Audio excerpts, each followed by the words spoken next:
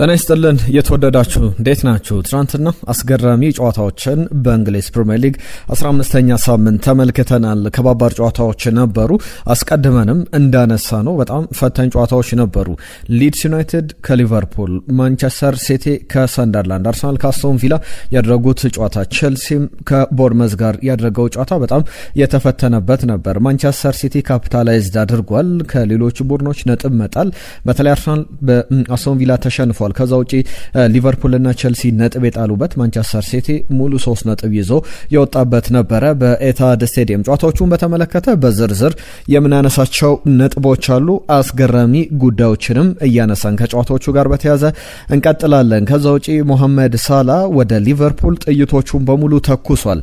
ምን አለ ሞሐመድ ሳላ? በቀጣይ ወደ አንፊልድ ሄጄ በማደርገው ጨዋታ ላይ የሊቨርፑል ደጋፊዎችን እሰናበታለሁ ብሏል። ከሊቨርፑል ለቆ ወዴት ይሄዳል? ምንድነው ያለው? ስለ አርነ ስሎት፣ ስለ ሊቨርፑል፣ ስለ ሚዲያው፣ ስለ ብዙሃን መገናኛዎች ትችት ሌሎች ክለቦች ላይ ቢሆኑ ምን አይነት ትሪትመንት ይደረግለት እንደነበረ ተናግሯል። በተለይ ዝርዝር መረጃዎችን የሰጠው የነበረው ቃለ መጠየቅም በብዙሃን መገናኛዎች ሌሊቱ ሙሉ በሰበር መረጃዎች እየተመለከት ነው እንገኛለን። ብዙ ሀሳቦች እየተሰጡበት ይገኛሉ። በተደጋጋሚ ያነሳው ቃል አለ።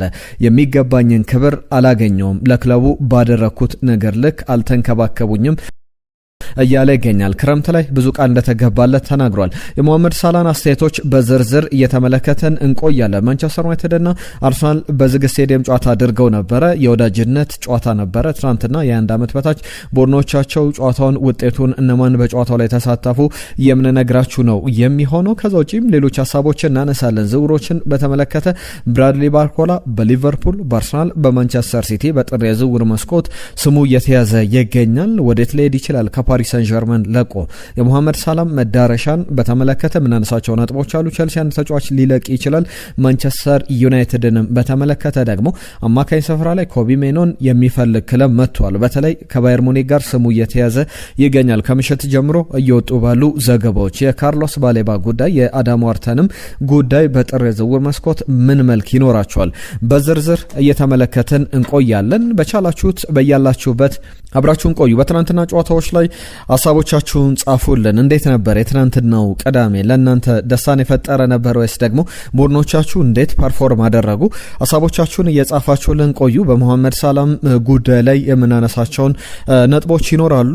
በተለይ ደግሞ ከጨዋታዎቹ አስቀድመን እንጀምራለን። ትናንትና ከተደረጉ ጨዋታዎች መካከል አስቀድሞ አርሰናል ከቪላ ፓርክ ላይ የተደረገው ጨዋታ በጣም አስገራሚ ውጤት እየተመዘገበበት ነበረ። የሚኬል አርቴታ ቡድን እንዴት ጨዋታውን ይወጣዋል? በተለይ ደግሞ ኡናይ ኤምሪ አርሰናልን በገጠሙባቸው ባለፉ ጨዋታዎች ላይ ጥሩ ውጤት አላቸው።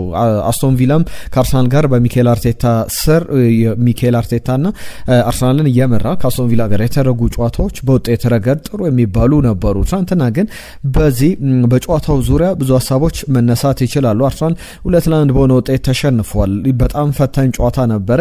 ብዙ የግብ ዕድሎችን አስቶን ቪላ ያመከነበት ነበረ። ከዛ ውጭ ግን በአርሰናል በኩል እድሎችን ያልተጠቀሙበት፣ ጨዋታውን መቆጣጠር ያልቻለበት ጨዋታ ነበረ።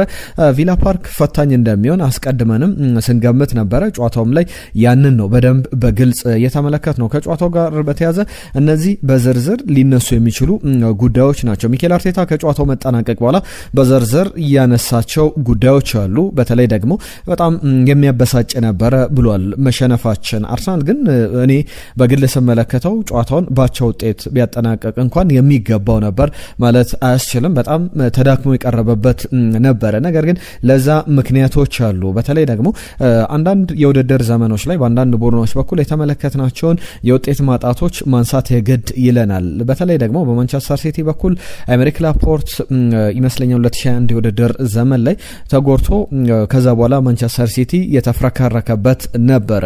በሊቨርፑል በኩል ቨርጂል ቫን ዳይክ በተጎዳበት የውድድር ዘመን ላይ ሊቨርፑል ከዋንጫ ፉክክር ውጪ ሆኖ ተመልክተናል።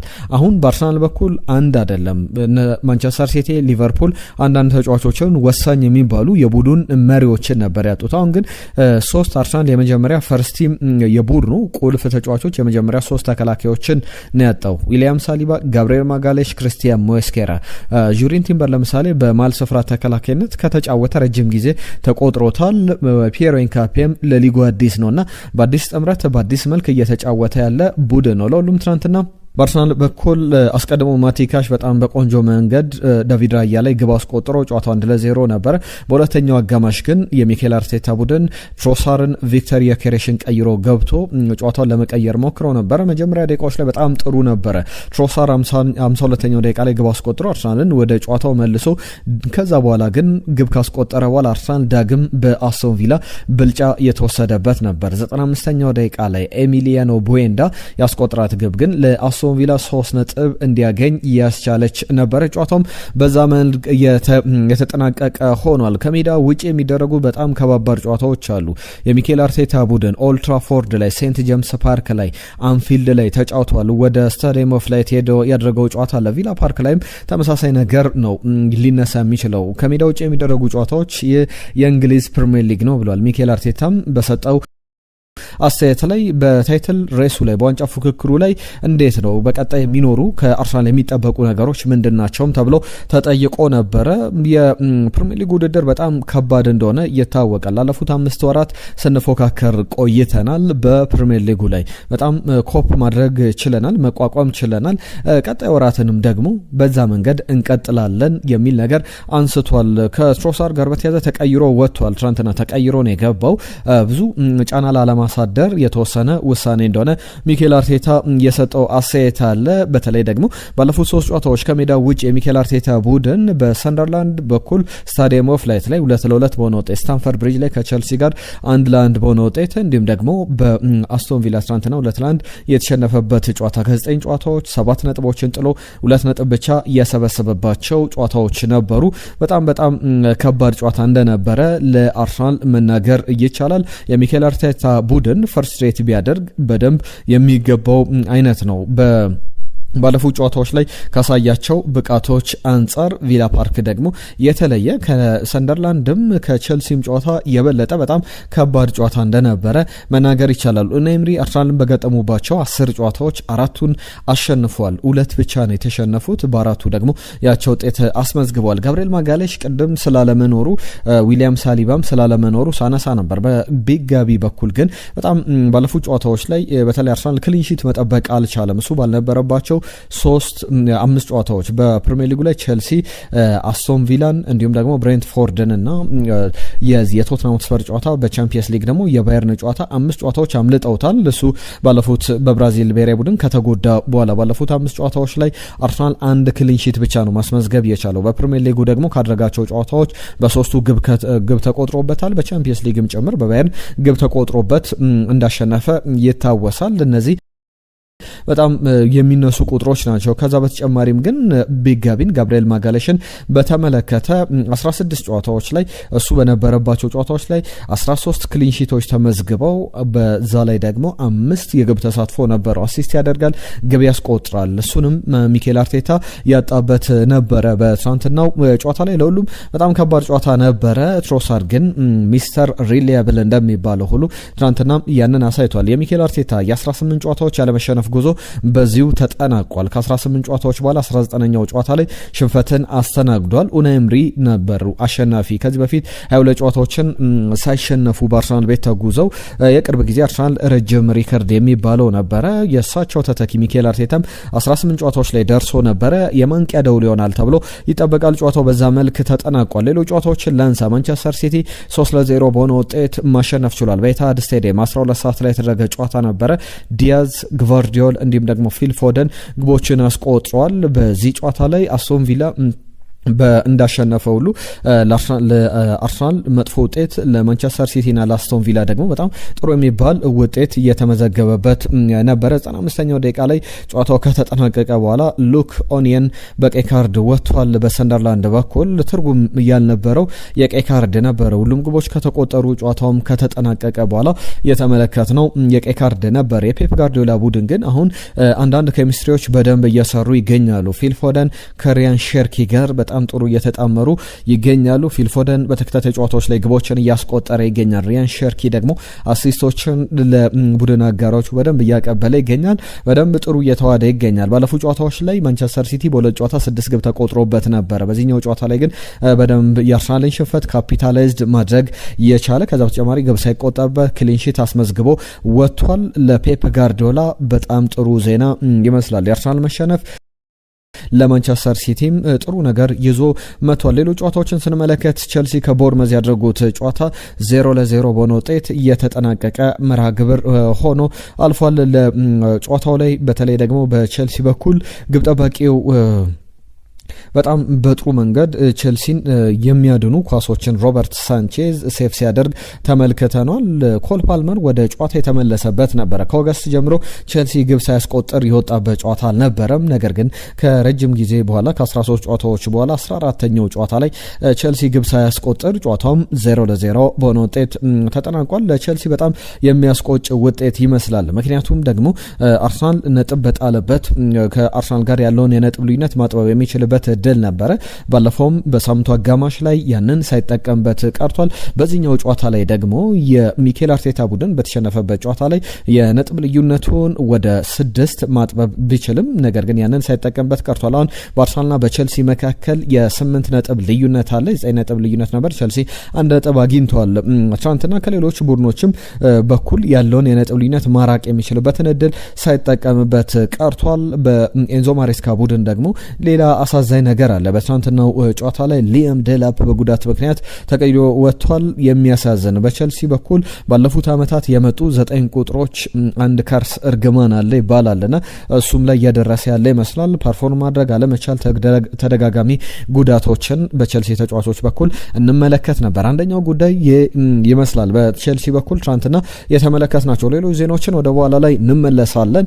ከዛ ውጪ የሌሎች ጨዋታዎችን በተመለከተ የሊቨርፑል መነጋገር የሆነውን ጉዳይ በስፋት እንዳስሳለን። ሙሐመድ ሳላ እለቃለው ወደ ሊቨርፑል ልመለስ አልመለስ እርግጠኛ አይደለሁም። ወደ አፍሪካ ዋንጫ የሚሄድ ከሆነ ወደ አፍሪካ ዋንጫ ከሄድኩ በኋላ የሚል አንድ ነገር አንስቷል። ጨዋታው ግን ሙሐመድ ሳላ ወደ ሜዳ ሳይገባ በባለፉት 3 ጨዋታዎች ደግሞ 45 ያክል ደቂቃዎችን የተጫወተው። በትናንትናው የሊድስ ጨዋታ ላይ አንድም ደቂቃ ወደ ሜዳ ገብቶ እንዲጫወት እድል አልተሰጠውም።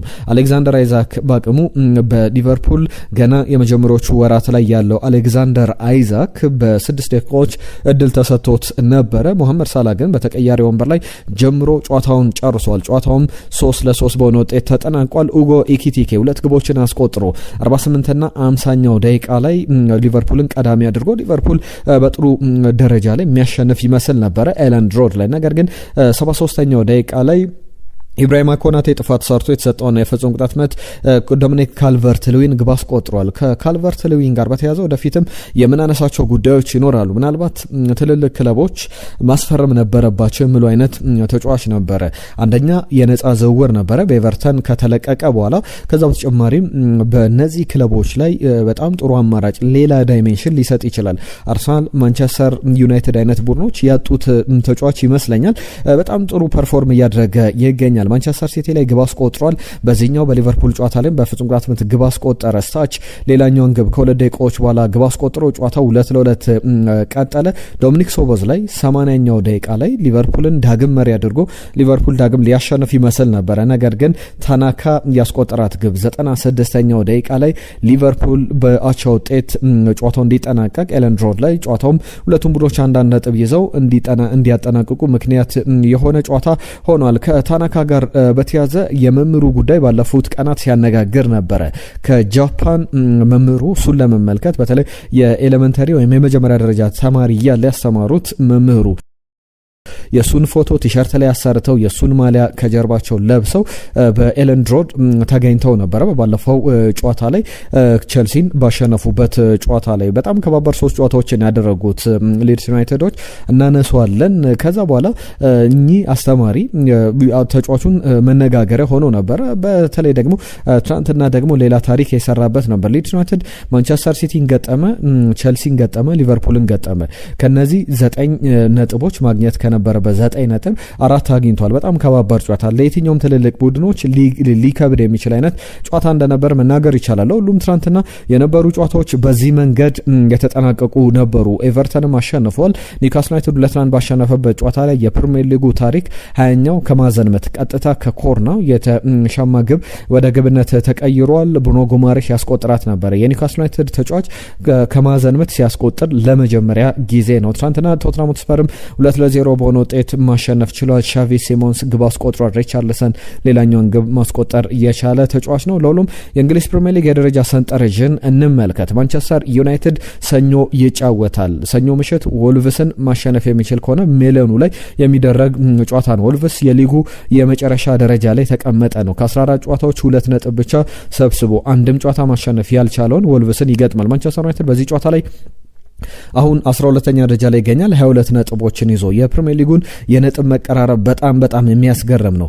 ቸልሲና ማንቸስተር ዩናይትድ መካከል ያለው የነጥብ ልዩነት የ3 ብቻ ነው። በዚህ ጨዋታ ላይ ማንቸስተር ዩናይትድ ማሸነፍ የሚችል ከሆነ ከ22 ነጥቦች ነጥቡን ወደ 25 በማሳደግ ደረጃውን ከቸልሲ በታች 25 ነጥቦችን በኩል በማድረግ በአንዴ ወደ ቶፕ 5 መምጣት ይችላል። ከ12ኛ ወደ 5ኛ ሌላ እድል ነው ለማንቸስተር ዩናይትድ። በጣም በስፋት እንመለከተዋለን። ምን እድል ይዞ ይመጣል የሰኞ ጨዋታ በዝርዝር በቀጣይ ቪዲዮ ላይ የዘነላችሁ የምንመጣው ጉዳይ ነው። ከዛ ውጪ ግን ፕሪሚየር ሊጉን 33 ነጥቦችን ይዞ አርሰናል ላይ የመራ ይገኛል። ማንቸስተር ሲቲ 31 ነጥቦችን ይዟል። አስቶን ቪላ 30 ነጥቦች አሉት። ቸልሲ 25 ነጥቦችን ይዞ 4ኛ ደረጃ ላይ ይገኛል። ሌሎቹ ቡድኖች ኤቨርተን 24 ነጥቦች አሉት። በጣም ተቀራራቢ ፉክክር ላይ ያለ እንዳለ አብዛኞቹ ቡድኖችን በዛ ደረጃ መጥቀስ ይቻላል። ሊቨርፑል 23 ነጥቦችን ይዞ 8ኛ ደረጃ ላይ ይገኛል። ትናንትና ማሸነፍ ቢችል ኖሮ ነጥቡን 25 በማድረግ ከቸልሲ እኩል በደረጃ ሰንጠረዡ 5ኛ ደረጃ በነጥብ ደግሞ ከቸልሲ እኩል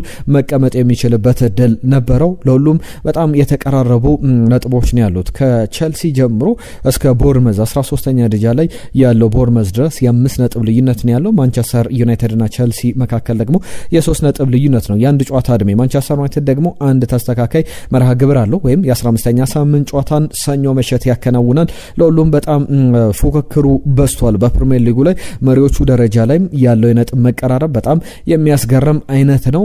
ወደ መሐመድ ሳላ ጉዳይ መለሳለሁ። ትናንትና በአስገራሚ ጨዋታ ባርሰሎና 5-3 በሆነ ውጤት አሸንፏል። ፈርናንዶ ቶሬስ 3 ግቦችን አስቆጥሯል። ላሚን ያማልም እንዲሁ ግብ ያስቆጠረበት ጨዋታ ነበረ። ከአትሌቲኮ ማድሪድ ጋር በተያዘ በአትሌቲክ ቢልባውም የተሸነፈበት ጨዋታ ነው። ዛሬ ሪያል ማድሪድ ይጫወታል። በላሊጋው ላይ ምሽት 5 ሰዓት ላይ ሴልታ ቪጎን የሚገጥምበት ጨዋታ ይጠበቃል። ማሸነፍ የሚችል ከሆነ በላሊጋው ላይ ከባርሰሎና ጋር ያለውን የነጥብ ልዩነት ወደ 1 ማጥበብ ይችላል። አሁን በማከላቸው የ4 ነጥብ ልዩነት አለ። ለሁሉም እነዚህ ጉዳዮች በስፋት የሚነሱ ናቸው። ከጨዋታዎቹ ጋር በተያያዘ ሌሎች አጫጭር ጉዳዮችን ላንሳላችሁ። በተለይ ደግሞ ከሞሐመድ ሳላ ጋር በተያዘ በዝርዝር ነጥቦችን እናነሳለን። ሞሐመድ ሳላ ጥይቶችን በሙሉ ወደ ሊቨርፑል ተኩሷል። አሁን በክለቡ ይቆይ ወዴት ይሄድ እርግጠኛ እንዳልሆነ ተናግሯል። በተደጋጋሚ ትናንትና ከጨዋታው መጠናቀቅ በኋላ በሰጠው አስተያየት ላይ በሊቨርፑል ባደረኩት ልክ ባስቆጠርኩት የግብ መጠን እንዲሁ ባለኝ አስተዋጽኦ ልክ ክብር አልተሰጠኝም የሚል ተደጋጋሚ ቃላቶችን ተጠቅሟል። ክለቡ አሁን የችግሮች ሁሉ ቁልፍ ሞሐመድ ሳላ ነው የሚል እምነት እንዳለውም ተናግሯል። ሞሐመድ ሳላ እኔን ማምለጫ እያደረጉኝ ይገኛሉ እያለ ይገኛል። እንግዲህ የመስዋዕት በግ እንደሆነ እያሰበ ይገኛል። የተለያዩ ሀሳቦችን ሰጥቷል። በጣም አነጋጋሪ ቃለ መጠይቅ ነበር ከጨዋታው መጠናቀቅ በኋላ የተናገረው ሞሐመድ ሳላ እያንዳንዱ ነገሮችን አንስቷል። በክረምቱ ብዙ ቃሎች ገብተውልኝ ነበረ፣ አንዱንም ቃል መጠበቅ አልቻሉም ብሏል። ብዙ ጊዜ ተናግሬዋለሁ። ከአርነ ስሎት ጋር ጥሩ ግንኙነት ነበረኝ። ኦል ኦፍ ዘ ሰደን ድንገት ሁሉ ነገር ተቋረጠ። ምንም አይነት ንግግር የሌለን ሁለት ሰዎች ሆነን ይላል ሞሐመድ ሳላህ ከጨዋታው መጠናቀቅ በኋላ በሰጠው አስተያየት። ለምን እንደሆነ አላቅም፣ ነገር ግን በክለቡ ውስጥ እንዳልቀጥል የሚፈልጉ ሰዎች አሉና በክለቡ ችግር ፈጣሪ እንደሆንኩም ይታሰባል። እኔ በጣም ወደው ክለብ ነው ሊቨርፑል፣ ልጆች የሚደግፉት ክለብ ነው፣ ሁሉም ጊዜ የምደግፈው ክለብ ነው ሊቨርፑል። መቼም ቢሆን ከሊቨርፑልም ብለቅም የማደርገው ነገር ነው። ለምሳሌ ትናንትና እናቴ ደውላልኝ ነበረ ይላል። ነገ ትጫወታለህ ወይ ስትለው የሞሐመድ ሳላህ እናት አሁ አይታወቅም፣ ልጮትም ላልጫወትም እችላለሁ፣ የሚታወቅ ነገር የለም ብሎ ነገሩን አልፎት ነበር። ነገር ግን እንደማልጫወት አቀው ነበረ ይላል። ከብራይተን ጋር እንደማልሰለፍ አቅ ነበረ በተደጋጋሚ ያንን ነገር በቀጣይም በሚመጣው ጨዋታ ላይ በአንፊልድ ሁሉ ነገር እንግዲህ ወደ ሊቨርፑል ደጋፊዎች ሄጄ ሰናበታለሁ፣ ከዛ በኋላ ወደ አፍሪካ ዋንጫ እሄዳለሁ የሚል ነገር አስቀምጧል። ይህ ተቀባይነት የሌለው ነገር እንደሆነም አንስቷል። ሞሐመድ ሳላህ ከነሳቸው ጉዳዮች መካከል ለምን እንደሆነ እኔ ላይ አፕን ያደረገው ለምን እኔን እንደዚህ ትሪት እንደሚያደርገኝ አላቅም የሚል ነገር አንስቷል። የቡድኑ ችግር እኔ እንደሆንኩ እየታሰበ ይገኛል የሚል ዝርዝር ነገሮችን አስቀምጧል። ከዛ ውጪ በቡድኑ ውስጥ ችግር ነኝ ብዬ ችግር ፈጣሪ ነኝ ብዬ አላስብም ይላል ሞሐመድ ሳላህ። በቡድኑ የሚገባኝን ክብር አልተሰጠኝም። ለቦቴ በየቀኑ እኮ ቦታዬን ለማስከበር መጫወት የለብኝም። ምክንያቱም ቦታውን ያገኘሁት ነው፣ ለፍቼ ብቃቴን አሳይቼ ያገኘሁት ቦታ ስለሆነ ቦታዬን ለማስከበር መጫወት የለብኝም የሚል ነገር አንስቷል። ሌላ ምሳሌም አንስቷል። ለምሳሌ በሌሎች ክለቦች ተጫዋቾች ግብ በማያስቆጥሩ ጊዜ ሁሉም ወጥቶ ሚዲያ ላይ ወደ ብዙሃን መገናኛዎች መጥቶ ያስቆጥራሉ፣ ወደ ጥሩ ብቃታቸው ይመለሳሉ ብሎ ድጋፍ ያደረግላቸዋል። ለሞሐመድ ሳላህ ግን ሲሆን እንደዛ አይደለም ይላል። በተለይ ሃሪኬንን ምሳሌ ያነሳል። ምሳሌ መስጠት እችላለሁ፣ ትክክለኛ ላይሆን ይችላል። ሃሪኬንን ማንሳት ትችላላችሁ፣ ሃሪኬንን ማንሳቴ ትክክል ላይሆን ይችላል ይላል ሞሐመድ ሳላህ። 10 ጨዋታዎችን ግብ ሳያስቆጥር ቀጥሎ ብዙሃን መገናኞች ወጥተው ሃሪኬን ወደ ግብ ማስቆጠሩ ይመለሳል ብለው ነው የሚያነሱት። ሞሐመድ ሳላህ ሲሆን ግን ወደ ተቀያሪ ወንበር ላይ መቀመጥ አለበት የሚሉ ነገሮች ይነሳሉ። ከዛ ውጪ ጄሚ ካራገርን በተለየ ሁኔታ አንስቷል። አሁን በቀጣይ ወደ ቴሌቪዥን መስኮት ይመጣና ሁል ጊዜ እኔ ላይ ነው የሚነሳው የሚል ነገር አንስቷል። የሞሐመድ ሳላህን ሀሳብ እንዴት ተመለከታችሁት? ዝርዝር ጉዳዮችን በስፋት ያነሳበትን ጉዳይ ነው የተመለከትነው። ለሁሉም በጥር የዝውውር መስኮት ጋላታሳራይ ገና ከወዲሁ የተጫዋቹ ፈላጊ ሆኖ ብቅ ብሏል። ሞሐመድ ሳላህ ግን ለመውጣት ችግር እንደሌለበት እየተናገረ ይገኛል። ጋላታሳራይ ብቻ አይደለም፣ ሜጀር ሊግ ሶከር ላይ ክለቦች ፈላጊዎች አሉት። በተለይ ደግሞ የሳውዲ ፕሮ ሊግ ጋር ጥሩ ግንኙነት እንዳለው ከዚህ በፊትም ሲነገር ነበር። ወደ ሳውዲ ፕሮ ሊግ ይሄዳልም ተብሎ እየተጠበቀ ይገኛል። መዳረሻው የት ይሆናል ወይስ ደግሞ አስገራሚ ጥያቄዎች ከአውሮፓ ክለቦች ይቀርብለታል ወይ? በስፋት በቀጣይ የምንመለከተው ጉዳይ ነው። ከሞሐመድ ሳላህ ጋር በተያዘ በዝርዝር እንመለከተዋለን። በቀጣይም የሚነሱ ጉዳዮች ካሉ ከዝውውር ዜናዎች ጋር በተያዘ አርሰናልን፣ ሊቨርፑልና ማንቸስተር ዩናይትድን እያገናኝ ያለ ጉዳይ አለ። በተለይ ደግሞ እስከ ክረምት የሚቆይ ከሆነ ብራድሊ ባርኮላ በቀጣይ ለማንቸስተር ዩናይትድ ጥሩ ዜናዎች አሉ። ብራድሊ ባርኮላን ለማንቸስተር ዩናይትድ በመስጠት ማርከስ ራሽፈርድን ፓሪስ ሳን ጀርመን ለረጅም ጊዜ ሲፈልግ የነበረው ተጫዋች እንደሆነ ይታወቃል። ማስፈረም ይፈልጋል ተብሏል። ሊቨርፑልም አክቲቭሊ የተጫዋቹን ጉዳይ በቅርበት እየተከታተለ እንደሆነ ተሰምቷል። ዝርዝር ጉዳዮች የወጡበት መረጃ ነው። አርሰናልም የተጫዋቹን ሲቹዌሽን በደንብ በቅርበት ሆኖ እየተከታተለ እንደሆነ እነ አሌክሲስ በርናርድ ዘገባዎቹን ይዘው ወጥተዋል። እነ ኮት ኦፍ ሳይትም በደንብ ዘገባዎቹን ይዘው ካነሷቸው ጉዳዮች መካከል የተጫዋቹ ጉዳይ በዝርዝር እየተነሳ ይገኛል። በቀጣይ ወዴት ሊሄድ ይችላል፣ ማን ሊያስፈርመው ይችላል የሚሉ ጉዳዮች እየተነሱ ይገኛሉ። ሊቨርፑልን በተመለከተ ሌላኛው ጉዳይ የኤደርሰን ጉዳይ ነው። በጥር የዝውውር መስኮት ከአታላንታ ኤደርሰንን ለማስፈረም ፍላጎት እንዳለው ተሰምቷል። ማንቸስተር ዩናይትድን የተመለከቱ ጉዳዮችን ላንሳ። ትናንትናም ዚ አትሌቲክ ሌሎችን ብዙሃን መገናኛዎች ይዘውት የወጡት ዘገባ ነበረ። ኮቢ ሜኖን በተመለከተ በተለይ ለረጅም ጊዜ የናፖሊ ፍላጎት አለ። ኮቢ ሜኖን በተመለከተ ፖል ስኮልስ በተለይ ሩበን አሞሪምን ሲተች ነበር በተደጋጋሚ። አሁን ደግሞ ሌላ ፈላጊ ክለብ መጥቷል። ኮቢ ሜኖን በተመለከተ ከማንቸስተር ዩናይትድ ሊለቅ የሚችልበት እድል አለ። ይህም ክለብ ባየር ሙኒክ ነው። በጥር የዝውውር መስኮት ተጫዋቹን ማስፈረም ይፈልጋል። ቶክ ስፖርት ነው ዘገባውን ይዞት የወጣው። የዓመቱ እንግሊዛዊ ተጫዋች በዓለም ዋንጫ ላይ ለመሳተፍ ከዛ በተጨማሪ በማንቸስተር ዩናይትድ በሩበን አሞሪም ስር ቡድን ስር ያልሰጠውን እድል ለማግኘትና በደንብ ራሱን ለማሳየት በሚቀጥለው ግማሽ የውድድር ዘመን ወደ ባየር ሙኒክ፣ ወደ ናፖሊ፣ ወደ የትኛውም ክለብ ወደ አማራጭ ወደ ቀረበለት የተመቻቸለት ክለብ ሁሉ መሄድ ይፈልጋል ተብሏል። በፕሪሚየር ሊጉ ላይ ኒውካስል ዩናይትድ እና ዌስትሃም ይፈልጉታል ሲባል ነበር። ከዛ ውጪ ከፕሪሚየር ሊጉም ውጪ ናፖሊ፣ ባየር ሙኒክ የተጫዋቹ ፈላጊዎች ናቸው። ትናንትና እንዳነሳ ነው ተጫዋቹን ለመልቀቅ ግን ማንቸስተር ዩናይትድ ሌሎች የሚያስቀምጣቸው ቅድመ ሁኔታዎች አሉ። በተለይ የአፍሪካ ዋንጫን ብሪያን እምቦሙ እንዲሁም ደግሞ አመድ ዲያሎ መልቀቃቸው ተከትሎ ለአፍሪካ ዋንጫ የበለጠ ነገሩን ውስብስብ ያደረገው ይመስላል። የባየር ሙኒክ አዲስ ፍላጎት ግን ነገሩን በደንብ አስገራሚ አድርጎታል። ከካርሎስ ባሌባ ጋር በተያያዘ ባየር ሙኒክ የተጫዋቹ ፈላጊ እንደሆነ የሚያሳዩ ዝርዝር ዘገባዎች ወጥተዋል። ነገር ግን በማንቸስተር ዩናይትድ በኩል ከካርሎስ ባሌባ ይልቅ የክሪስታል ፓላሱን አዳም ዋርተን ቅድሚያ ይሰጣል የሚል ዘገባዎችንም ተመልክቻለሁ። ምናልባት በጥር የዝውውር መስኮት ማንቸስተር ዩናይትድ የተጫዋቾች ዝውውር ላይ መግባት አለበት። በተለይ በጣም ጠንካራ ቡድኖች የሉም በሊጉ ላይ እየተመለከት ነው እንዳለው እድሎች አሉት። በአውሮፓ ቻምፒየንስ ሊግ ላይ ብቻ ለመሳተፍ ሳይሆን ለመፎካከርም ወጥ ብቃት ላይ መገኘት የሚችል ከሆነ ጥሩ ነጥቦች መሰብሰብ የሚችል ከሆነ በቀጣይ ጨዋታዎች ላይ ሊጠበቁ ሊነሱ የሚችሉ በርከት ያሉ ጉዳዮች አሉ። እነዚህ በስፋት ብዙ የሚነሳባቸው ነጥቦች እንደሆኑ መናገር ይቻላልና ለማንቸስተር ዩናይትድ የጥር የዝውውር መስኮት በጣም አስፈላጊ ቀናት ይመስላሉ።